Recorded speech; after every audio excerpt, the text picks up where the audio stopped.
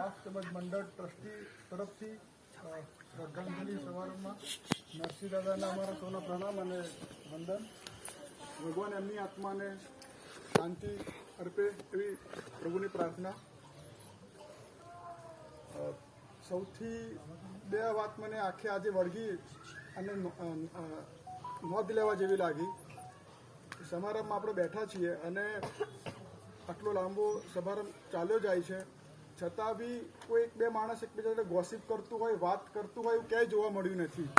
આ સમગ્ર સમાજ અભિનંદનને પાત્ર છે. આવું મેં ક્યાંય જોયું નથી, આટલી શિસ્ત અને આટલું ઇન્વોલ્વમેન્ટ કોઈ પ્રોગ્રામની અંદર.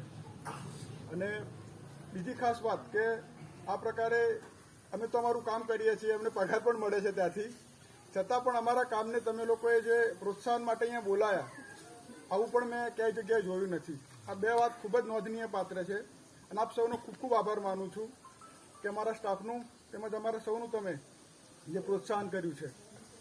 અને ખાસ વાત કરું તો બંને ભાઈઓની કે જે નરસિંહ દાદા જોડે રાત દિવસ તે હતા. અમારે ત્યાં થોડીક ખામી છે કે આઈસીયુમાં રહેતા દર્દીને રહેવા માટે કોઈ વ્યવસ્થા નથી. રૂમમાં કે જનરલ વોર્ડની અંદર જોડે રહેવા માટે વ્યવસ્થા છે, પણ આઈસીયુમાં રહેવા માટે નથી. ત્યારે બંને ભાઈ લગભગ બાંકડા પર કે ગમે ત્યાં લગભગ આ 35 દિવસ સુઈને ત્યાં રાતે રોકાયા છે એ લોકો. એટલે એમને ખૂબ જ સેવા કરી છે નરસિંહ દાદાની. મેં જ્યારે એમને કહ્યું કે તમે ઘરે જઈને આરામ કરો, સ્ટાફ કેર કરશે, અમે ધ્યાન આપીશું, કહ્યું હોય તો તમને ઇન્ફોર્મ કરીશું. ત્યારે એમને કીધું કે નરસિંહ દાદા જ્યારે વચ્ચે ઘરે હતા કોરોના પછી, મતલબ પીરિયડ પછી, ત્યારે એમને પણ એમના ઉંમરલાયક 80 વર્ષની એમની પણ સેવા કરી છે. તો અમે કઈ રીતે ભૂલી શકીએ એમની સેવા કરવાનું.